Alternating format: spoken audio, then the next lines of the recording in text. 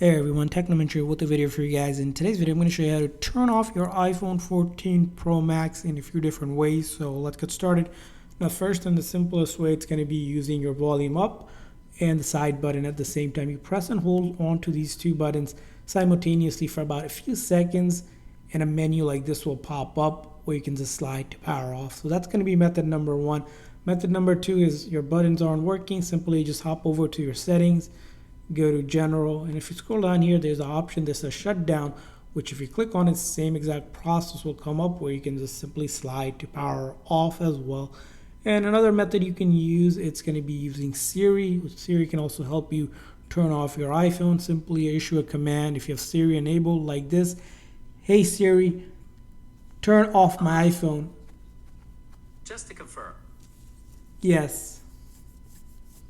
And as you can see here, I can also get Siri to turn off my iPhone. Now when it turns off, give it about 10 to 15 seconds to fully turn off. And then you might be wondering, of course, how to turn it back on. Well, to turn it back on, there's two different ways. First, and the simplest way is going to be just holding on to that side button until you see the Apple logo appear and then let go.